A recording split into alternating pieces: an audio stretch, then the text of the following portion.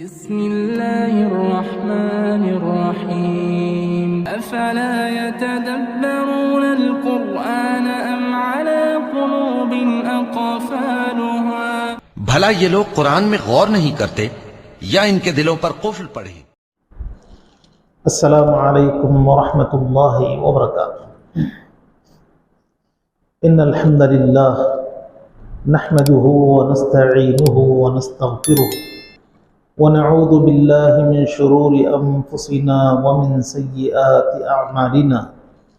मन यहदिहिल्लाहु फला मुदिल्ल लहु व मन युद्लिल फला हादिय लहु व अशहदु अन ला इलाहा इल्लल्लाह व अशहदु अन्न मुहम्मदन अब्दुहु व रसूलुहु। अम्मा बअद फ़इन्न खैरल हदीस किताबुल्लाह व खैरल हदी हदी मुहम्मदिन सल्लल्लाहु अलैहि वसल्लम व शर्रल उमूरि मुहदसातुहा व कुल्लु मुहदसतिन बिदअह व कुल्लु बिदअतिन दलालह व कुल्लु दलालतिन फिन्नार। मोहतरम हज़रात, अल्लाह की तौफीक से आज हम 28वें पारे से कुछ बातें आपके सामने पेश करेंगे। अल्लाह ताला हम सबको कुरान करीम समझने और उसके अहकाम पर अमल करने की तौफीक अता फरमाए। 28वें पारे के आगाज़ में अल्लाह ताला ने खौला रज़ियल्लाहु अन्हा के वाक़ये को बयान फरमाया। वाक़या ये है कि उनके शौहर ने उनके साथ ज़िहार किया था। ज़िहार का मतलब ये है कि कोई आदमी अपनी बीवी से ये कह दे कि तुम मेरे लिए मेरी बहन या माँ जैसी हो। इस तरह कहने से बीवी उस पर हराम हो जाती। खौला रज़ियल्लाहु अन्हा परेशान हो गए कि बुढ़ापे की उम्र में शौहर ने क्या कह दिया। अल्लाह के नबी सल्लल्लाहु अलैहि वसल्लम की खिदमत में हाजिर हुई और अपनी परेशानी को बयान की। कहा कि अल्लाह के नबी, मेरे शौहर ने इस तरह कहा है, अब वो भी बूढ़े हो चुके हैं, शादी के इम्कानात नहीं हैं, तो इसमें कोई गुंजाइश। रसूलुल्लाह सल्लल्लाहु अलैहि वसल्लम ने कहा कि मैं गुंजाइश कैसे निकाल सकता हूँ। तकरार करती रही, यहाँ तक कि अल्लाह ताला ने खौला रज़ियल्लाहु ताला अन्हा के मसले का हल निकाला। क़द समिअ अल्लाहु क़ौलल्लती तुजादिलुका फ़ी ज़ौजिहा व तश्तकी इलल्लाह। अल्लाह ने उस औरत की बात सुन ली जो ऐ नबी अपने शौहर के बारे में आपसे झगड़ रही। अल्लाह के नबी सल्लल्लाहु अलैहि वसल्लम के पास जब खौला रज़ियल्लाहु ताला अन्हा आई और गुफ्तगू करने लगी तो सईद आयशा रज़ियल्लाहु ताला अन्हा मौजूद थी। वो बयान फरमाती हैं कि औरत हमारे कमरे में बैठ के गुफ्तगू कर रही है, लेकिन उसकी आवाज़ सही से मुझे सुनाई नहीं देती। अल्लाह की शान कि अल्लाह ताला ने सातों आसमानों के ऊपर उसकी आवाज़ को सुना और उसके मसले का हल निकाला। ज़िहार का कफ़ारा बयान किया गया कि एक गुलाम को आज़ाद कर दिया जाए, या 2 माह के मुसलसल रोज़े रखे जाए, या फिर ये कि 60 मिस्किनों को खाना खिलाया जाए। अल्लाह ताला ने सरगोशी के बारे में बयान फरमाया, यानी कानाफूसी में बात करना। सरगोशी को शैतानी अमल करार दिया गया और ईमान वालों से कहा गया कि जब भी सरगोशी करें, कानाफूसी में बात करें, तो मासियत की और गुनाह की बात नहीं होनी चाहिए। हाँ, तक़वा और नेकी की बात हो सकती है। अल्लाह के नबी सल्लल्लाहु अलैहि वसल्लम ने फरमाया कि 3 आदमी अगर हों तो 2 आदमी अलहदगी इख्तियार करके आपस में बात ना करें, इसलिए कि तीसरे आदमी को तकलीफ हो। ये आदाब हैं जो अल्लाह ताला ने हमें सिखाए। अल्लाह रब्बुल आलमीन ने इल्म वालों के मकाम को ऊंचा किया। यरफ़इल्लाहुल्लज़ीना आमनू मिनकुम वल्लज़ीना ऊतुल इल्म दरजात। अल्लाह ने ईमान वालों और इल्म वालों के मकाम को ऊंचा किया। ईमान बहुत बड़ी नेकी है। अल्लाह के नबी सल्लल्लाहु अलैहि वसल्लम से सवाल होता है कि अल्लाह के नबी अफजल तरीन अमल क्या है? तो नबी ने बयान फरमाया अल ईमान बिल्लाहि व रसूलिही, अल्लाह उसके रसूल पर ईमान लाना, ये अफजल तरीन अमल है। किताब और सुन्नत का इल्म ऐसा इल्म है कि जिसके हासिल करने वाले को बड़ी फजीलत हासिल हो जाएगी। अल्लाह के नबी सल्लल्लाहु अलैहि वसल्लम ने बयान फरमाया खैरुकुम मन तअल्लमल कुरान व अल्लमह, तुम में वो शख्स बेहतरीन है जिसने कुरान को सीखा और दूसरे को सिखाया। अल्लाह के नबी ने हदीस के बारे में बयान फरमाया नद्दरल्लाहु इम्राअन समिअ मिन्ना शैअन फबल्लगहु कमा समिअ, अल्लाह ताला उस आदमी को तरोताज़ा रखे जिसने हमसे कोई बात सुना और फिर उसको वैसे ही दूसरे तक पहुंचा दिया जैसे उसने सुना था। इल्म वही के जरिए इंसान का मकाम ऊंचा होता है। प्यारे नबी सल्लल्लाहु अलैहि वसल्लम ने बयान फरमाया इन्नल्लाह यरफ़उ बिहादल किताबि अक़वामन व यदअउ बिही आखरीन, कि अल्लाह इसी किताब से लोगों को ऊंचा मकाम अता करता है और इसी किताब को छोड़ देने से अल्लाह ताला लोगों को पस्ती में गिरा देता है। अल्लाह ताला ने यहूदियों के एक कबीला बनु कुरैज़ा का जिक्र फरमाया। मदीना में यहूद के 3 कबीले आबाद थे, बनु नदीर, बनु कैनुका और बनु कुरैज़ा। अल्लाह के नबी सल्लल्लाहु अलैहि वसल्लम ने मदीना जाने के बाद यहूदियों से मुआहदा कर लिया था और ये बात तय हो गई थी कि इस शहर में हम पुरअमन तौर पर रहेंगे, अगर किसी पर कोई आफत और मुसीबत आएगी तो दूसरा साथ देगा। सन 5 हिजरी जब अबू सुफियान की क़ियादत में मक्का से 10,000 पर मुश्तमिल काफिला निकला तो मौके की नज़ाकत को देखते हुए बनु कुरैज़ा के लोगों ने आहद तोड़ने की बात की। उनको समझाया गया लेकिन समझने के लिए तैयार न हुए। अल्लाह रब्बुल आलमीन ने मुसलमानों को नुकसान से बचाया।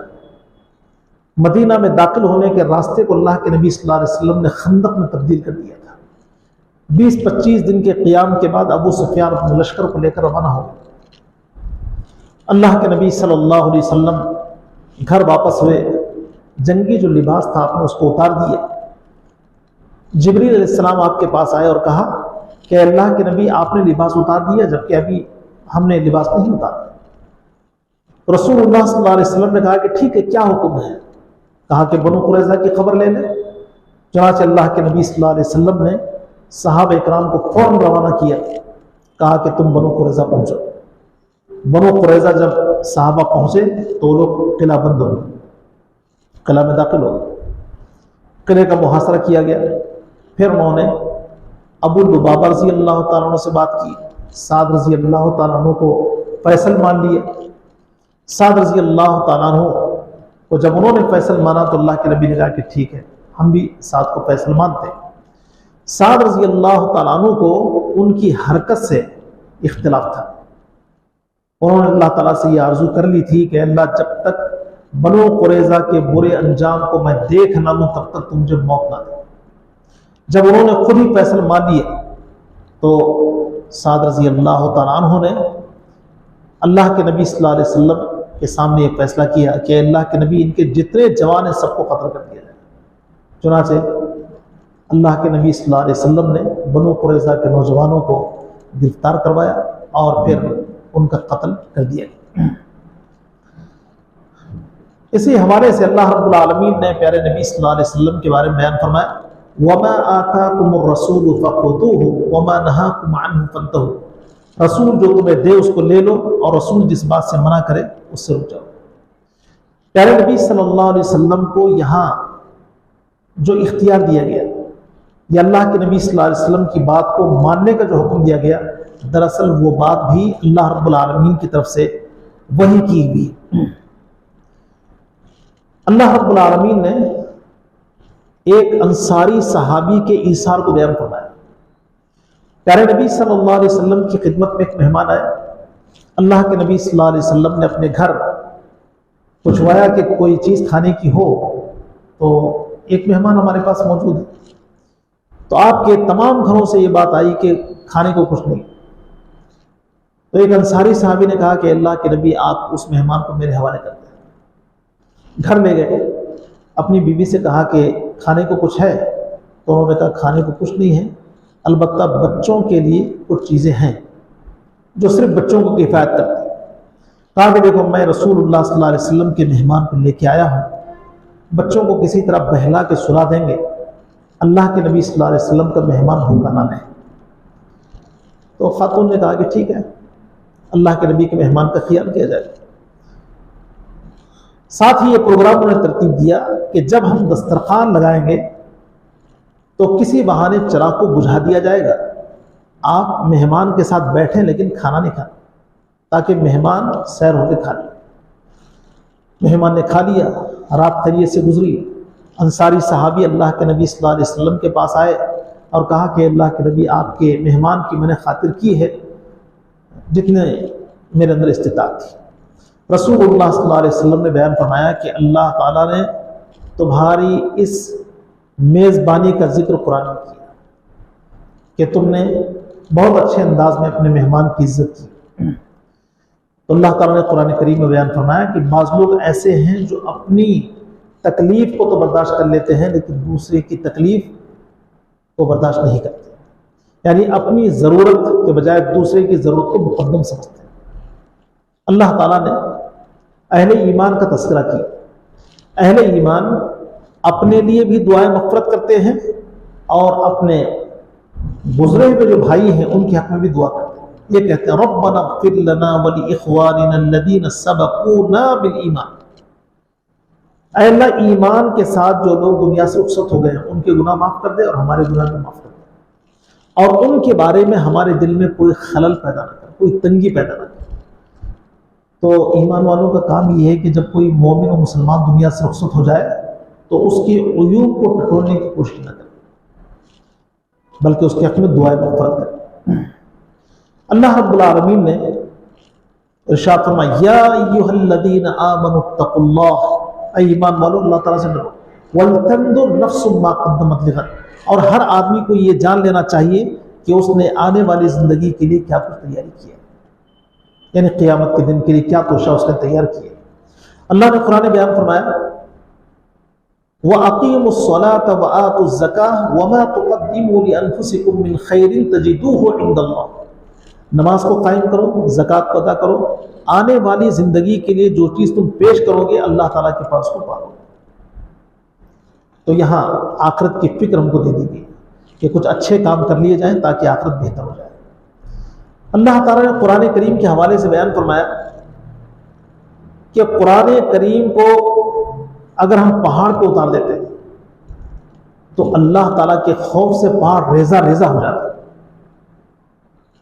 मालूम होता है कि पहाड़ों के अंदर अल्लाह ताला का खौफ पाया जाता है, अल्लाह की खशियत पाई जाती है। हमने कुरान को उठाया, कुरान हमने लिया, तो कुरान का तकाजा ये है हम पर, कुरान का हक ये है कि हम उसको पढ़ें और उससे नसीहत को हासिल करें। अल्लाह ताला ने इब्राहीम अलैहिस्सलाम का जिक्र फरमाया, क़द कानत लकुम उस्वतुन हसनतुन फी इब्राहीम, इब्राहीम उनमें तुम्हारे लिए बेहतरीन नमूना है।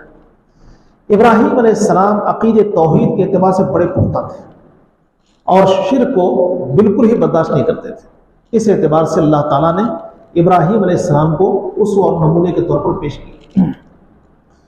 इब्राहीम अलैहिस्सलाम उनके मानने वालों ने अपने लोगों से कहा कि हमारे और तुम्हारे दरमियान अदावत और दुश्मनी की दीवार कायम होगी और ये दीवार उस वक्त तक कायम रहेगी जब तक तुम अल्लाह पर ईमान नहीं लाते। तो यहां साबित हुआ कि अल्लाह के लिए दोस्ती इख्तियार की जाए और अल्लाह के लिए दुश्मनी इख्तियार की जाए। फिर अल्लाह रब्बुल आलमीन ने काफिरों की दो किस्में बयान फरमाई। काफिरों की एक किस्म वो है जो मुसलमानों की राह में रुकावट बनते हैं, अल्लाह के दीन को पसंद नहीं करते, तो ऐसे लोगों के साथ अदावत और दुश्मनी रहेगी। और उनमें से बाज़ ऐसे लोग हैं जो अल्लाह रब्बुल आलमीन के दीन के साथ वो दुश्मनी वाला रवैया इख्तियार नहीं करते, एक नरम पहलू इख्तियार करते हैं। ठीक है, मुसलमान अपने दीन पर कायम रहे, हम अपने दीन पर कायम रहें, तो अल्लाह ताला ने उनके बारे में फरमाया कि उनके साथ तुम अच्छा सलूक कर सकते हो। अल्लाह रब्बुल आलमीन ने अहले ईमान से, रसूलुल्लाह सल्लल्लाहु अलैहि वसल्लम से ये बात बयान फरमाई कि अगर तुम्हारे पास मक्का से ईमान वाली औरतें आ जाए तो उनका इम्तिहान लो। इम्तिहान लेने के बाद अगर ये वाज़ेह हो जाए कि ये मोमिन और मुसलमान औरत है तो काफिरों की तरफ उसको मत लौटाओ। बात यह है कि सुलह हुदैबिया में सन 6 नबूवत हमारे 6 हिजरी अल्लाह के नबी सल्लल्लाहु अलैहि वसल्लम मदीना से उम्रा के इरादे से निकले। हुदैबिया मकाम पर रोक दिया गया, कहा गया कि आप उम्रा के लिए दाखिल नहीं हो सकते। आखिर कुछ शर्तें तय पाई। उन शर्तों में से एक दो शर्तें ये थीं कि मक्का का कोई आदमी मदीना चला जाए तो आप वापस कर देंगे, मदीने का आदमी अगर मक्का आ जाए तो हम वापस नहीं करेंगे। तो यहां सिर्फ मर्दों की बात थी, औरतों की बात नहीं थी। अब कुछ औरतें हिजरत करके मदीना आ गई। मर्द आदमी जो आए थे, अल्लाह के नबी सल्लल्लाहु अलैहि वसल्लम ने उनसे कहा कि हमने मुआहदा कर रखा है कि अगर कोई मक्का का आदमी हमारे पास आता है तो वापस कर देंगे। चुनाचे अल्लाह के नबी ने हस्बे वादा उन लोगों को वापस कर दिया, जैसे अबू बसीर रज़ी अल्लाह तआला अन्हु, अल्लाह के नबी ने उनको वापस कर दिया। अब जो ईमान वाली औरतें आ रही थी तो ईमान वाली औरतों का उसमें जिक्र नहीं था, मर्दों का जिक्र था। तो अल्लाह ने बयान फरमाया कि उन औरतों का तुम इम्तिहान लो। अगर आपको लगता है कि वो ईमान वाली हैं, कलमा उन्होंने पढ़ लिया है, तो ऐसी सूरत में काफिरों की तरफ उनको मत लौटाओ। आयत में क्या बात थी कि अगर मक्का से कोई मदीना आ जाए तो उसको वापस करेंगे, लेकिन ये चूंकि औरतें थी, इनका जिक्र नहीं था, तो अल्लाह ने बयान फरमाया कि औरतें अगर आती हैं, ईमान वाली हैं, तो ऐसी सूरत में उनको तुम अपने पास रखो, काफिरों के पास मत लौटाओ। ये उनके लिए हलाल नहीं है और न ही वो इनके लिए हलाल है। अल्लाह रब्बुल आलमीन ने औरतों से बैत का जिक्र किया कि नबी आप औरतों से बैत लें। बैत क्या है? एक इकरार है कि फला फला काम तुम्हें करना है और फला काम तुम्हें नहीं करना है। मर्द आदमियों से अल्लाह के नबी सल्लल्लाहु अलैहि वसल्लम बैत लेते थे तो हाथ पे हाथ रख के लेते थे, लेकिन औरतों से अल्लाह के नबी सल्लल्लाहु अलैहि वसल्लम ने हाथ पे हाथ रख के बैत नहीं ली।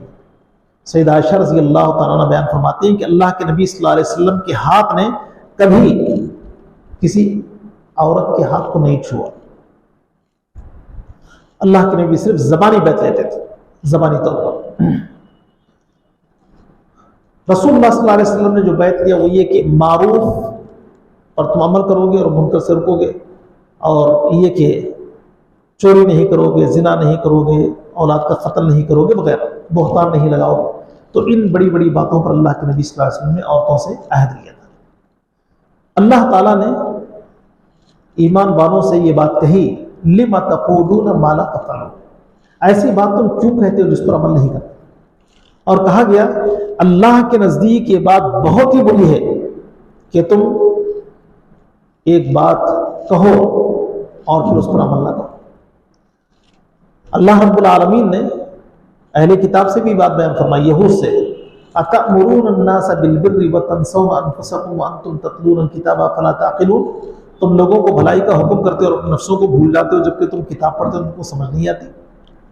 अल्लाह के नबी सल्लल्लाहु अलैहि वसल्लम ने बयान फरमाया कि जो लोग दूसरों को कहते हैं और खुद अमल नहीं करते, कल क़ियामत के दिन जहन्नम में एक ख़ास अज़ाब दिया जाएगा, ख़ास किस्म का अज़ाब। नबी ने बयान फरमाया कि ऐसे लोग, उनके पेट फटे हुए होंगे और उनकी आंखें बाहर को निकले और अपनी आंखों के अतराफ ही वो गर्दिश कर रहे हो।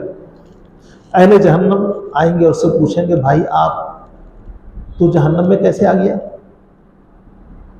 जबकि तू भलाई का हुक्म दिया करता था।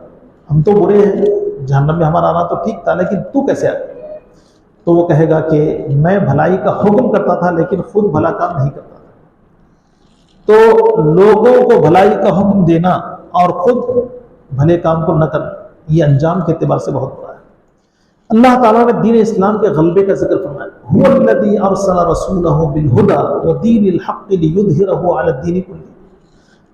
अल्लाह ताला वो है जिसने अपने रसूल को दीन हक़ के साथ भेजा ताकि तमाम अदियान पर उसको गालिब कर दे। लोग माने या ना माने, लेकिन इस्लाम गालिब होकर रहे। प्यारे नबी सल्लल्लाहु अलैहि वसल्लम ने बयान फरमाया कि कोई घर चाहे पुख्ता हो या झोपड़े की सूरत में, इस्लाम वहां तक पहुंचेगा या तो इस्लाम की वजह से उन लोगों को इज्जत मिल जाएगी या इस्लाम की वजह से उनको जिल्लत मिलेगी। यानी इस्लाम तो पहुंचा लेकिन इस्लाम पे अमल न करने की वजह से वो जिल्लत के शिकार हो जाएगा। अल्लाह रब्बुल आलमीन ने यहूदियों का जिक्र फरमाया। यहूद को तौरात मिली थी, तौरात को उन्होंने पसे पुष्ट डाल दिया था और अपनी मर्जी से कुछ चीज़ें लिख के लोगों के सामने पेश करते थे। तो अल्लाह ने बयान फरमाया मथलुल लदीना हुम्मिलुत तौरात थुम्मा लम यहमिलूहा कमथलिल हिमारी यहमिलु अस्फारा। उन लोगों की मिसाल जिनको तौरात दी गई, उन्होंने तौरात को तो ले लिया लेकिन तौरात पर अमल नहीं किया, तो ऐसे हैं जैसे गधे। गधे के ऊपर बोझ लाद दिया जाता है, उस बोझ से गधे को क्या ताल्लुक। अल्लाह ताला ने हमें भी कुरान दिया है, तो कुरान का हक हम पर यह है कि हम उसको पढ़ें और उस पर अमल करें, ये हक है कुरान। अल्लाह रब्बुल आलमीन ने जुमा का एक अदब बयान फरमाया कि जब जुमा के लिए अजान कह दी जाए, कारोबार को बंद किया जाए और अल्लाह रब्बुल आलमीन के जिक्र की तरफ आया जाए। एक वाक़ई की तरफ इशारा है। अल्लाह के नबी सल्लल्लाहु अलैहि वसल्लम जुमा पढ़ाने के लिए मिंबर पर खड़े हुए और एक तिजारती काफिला आ गया, तो रसूलुल्लाह सल्लल्लाहु अलैहि वसल्लम को छोड़कर लोग काफिले वालों की तरफ चले। अल्लाह ताला ने आयत शरीफा नाज़िल फरमाया या अय्युहल्लज़ीना आमनू इज़ा नूदिया लिस्सलाति मिन यौमिल जुमअति फस्अऊ इला ज़िक्रिल्लाहि व दरुल बैअ ज़ालिकुम खैरुल लकुम इन कुंतुम ताअलमून। जुमा के दिन जब अजान कह दी जाए, कारोबार को छोड़ दो और अल्लाह के जिक्र की तरफ आ जाओ, ये तुम्हारे हक में बेहतर है अगर तुम जानो। अल्लाह ताला ने मुनाफिकों के बारे में इस बात की गवाही दी कि ये झूठे। अल्लाह के नबी सल्लल्लाहु अलैहि वसल्लम की खिदमत में हाजिर होकर कहते थे आप तो अल्लाह के रसूल हैं, हम गवाही देते हैं आप अल्लाह के रसूल। तो अल्लाह ने कहा कि हाँ, अल्लाह को भी खूब मालूम है कि मोहम्मद सल्लल्लाहु अलैहि वसल्लम अल्लाह के रसूल हैं, साथ ही अल्लाह इस बात की गवाही देता है कि तुम झूठे। मुनाफिकों के हालात को बयान कर दिया। एक सफर के मौका पर एक अंसारी और मुहाजिर के दरमियान थोड़ी सी बात हुई। जब बात थोड़ी सी तल्ख हो गई तो मुहाजिर ने अंसारी को लात मारी। अंसारी ने अंसार को पुकारा, अरे अंसारियों, कुछ अंसार जमा हो। मुहाजिर ने देखा कि इसने तो आवाज दे दी है, चलो मैं भी देता हूं, तो उसने मुहाजिरीन को आवाज दिया, तो इधर से और उधर से लोग जमा हो। करीब था कि आपस में लड़ पड़े। अल्लाह के नबी सल्लल्लाहु अलैहि वसल्लम ने कहा कि मेरी मौजूदगी में ये किस तरह के यानी लड़ाई के अंदाज और हरकतें हैं, ये तुम अच्छा नहीं कर रहे। मामला वहीं को रफा दफा हो गया, लेकिन इस वाक़ये को अब्दुल्ला बिन उबई ने थोड़ा सा रंग दी। उसने अपने लोगों से कहा, देखे ना मक्का वालों को पनाह दिए, कैसे लात मारा उसने। अब अगर हम मदीना जाएंगे तो इन जलीलों को मदीना के बाहर कर देंगे। वह कि नबी को, सहाबा को, सबको उसने जलील कर दिया। और फिर ये कहा कि जो लोग रसूल के पास हैं उन पर खर्च मत करो, खाना पानी मत दो। अल्लाह के नबी सल्लल्लाहु अलैहि वसल्लम की खिदमत में अब्दुल्ला बिन उबई के ईमान वाले बेटे आए और कहा कि अल्लाह के नबी, मेरे बाप ने इस तरह कहा है। ऐ अल्लाह के नबी, अगर मेरे बाप की सज़ा के लिए आप किसी को मुकर्रर करते हैं तो ऐसा ना करें, बल्कि मुझे खुद मुकर्रर कर दें, ताकि मैं अपने बाप को सज़ा दे दूँ, उनकी गर्दन तन से जुदा कर दूँ। अल्लाह के नबी सल्लल्लाहु अलैहि वसल्लम ने कहा कि नहीं, आपने दरगुजर से काम लिया। ये अल्लाह के नबी सल्लल्लाहु अलैहि वसल्लम का हौसला है। अल्लाह ने बयान फरमाया कि ऐ ईमान वालों, तुम्हारा माल और तुम्हारी औलाद तुम्हें अल्लाह के जिक्र से गाफिल न कर दे। फिर फरमाया कि ऐ ईमान वालों, मौत के आने से पहले अपने माल में से खर्च करो। जब मौत आ जाएगी और इंसान कहेगा कि अल्लाह थोड़ा सा मौका दे दे ताकि मैं खर्च करूं, तो वहां खर्च करने का मौका नहीं मिलेगा। अल्लाह ने एक मकाम पर माल और औलाद को कितना करार दिया, कितना है।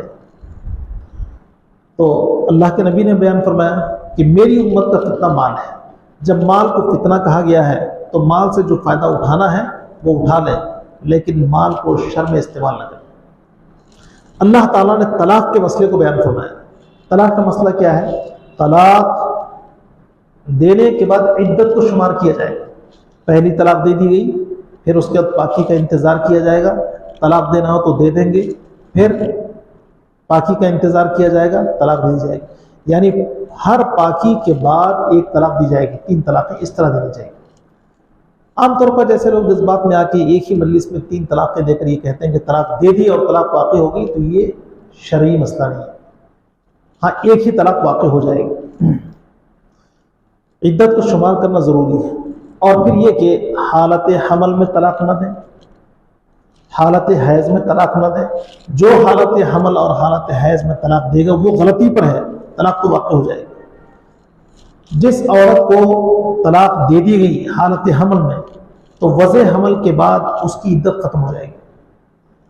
और जो हमल से नहीं है उसको तलाक दे दी गई तो 3 माह तक वो इंतज़ार करेगी, ताकि जो कुछ रहम में है वो वाज़े हो जाए, फिर उसके बाद वो दूसरा निकाह कर ले।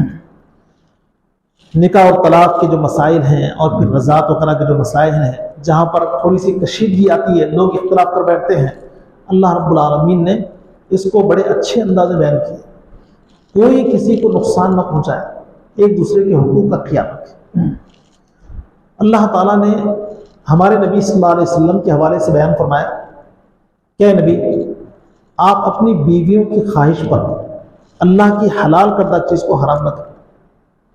वाक़या ये है कि प्यारे नबी सल्लल्लाहु अलैहि वसल्लम ज़ैनब बिनते जहश रज़ी अल्लाह तआला अन्हा के पास कुछ देर बैठा करते थे। आपकी आदत थी तमाम बीवियों की खैर खैरियत ले लेते थे, तो ज़ैनब बिनते जहश के पास कुछ देर लग जाती थी। उसकी वजह यह है कि अल्लाह के नबी सल्लल्लाहु अलैहि वसल्लम के लिए शहद का शरबत पेश करती थी, तो नबी की जो दूसरी बीवियां हैं वो इंतज़ार करती थी। और ये बात तो मारूफ है कि इंतज़ार की घड़ियां जो है क़ियामत होती है। तो नबी की दूसरी बीवियों ने ये प्रोग्राम बनाया कि अल्लाह के नबी सल्लल्लाहु अलैहि वसल्लम के सामने कोई ऐसी बात कह दें कि शहद से नफरत हो जाए। फिर उनके दिल में ख्याल आया कि अल्लाह के नबी को बदबू से नफरत है, तो हम कहेंगे कि मगाफिर फल की बू आपके मुंह से आ रही है। अल्लाह के नबी एक बीवी के पास आए, उन्होंने कहा कि अल्लाह के नबी आपके मुंह से बदबू आ रही है। तो नबी ने कहा कि मैंने शहद ही इस्तेमाल किया, कोई और चीज़ इस्तेमाल नहीं की। तो उन्होंने कहा कि हो सकता है कि मगाफिर फल से कुछ ले लिया होगा शहद की मक्खी ने। एक बात तो होगी। फिर दूसरी बीवी के पास गए, वही बात। तो अल्लाह के नबी को यकीन हो गया कि बदबू आ रही है। तो नबी ने फैसला कर लिया कि मैं आइंदा शहद का इस्तेमाल नहीं करूँगा। अल्लाह रब्बुल आलमीन ने बयान फरमाया कि ऐ नबी, अल्लाह की हलाल करदा चीज़ को अपनी बीवियों की ख्वाहिश की बुनियाद पर आप हराम न करें। तो ये कुछ बातें हैं 28वें पारे की रोशनी में। अल्लाह ताला हम सबको कुरान करीम समझने और उसके अहकाम पर अमल करने की तौफीक बख्शे। आमीन।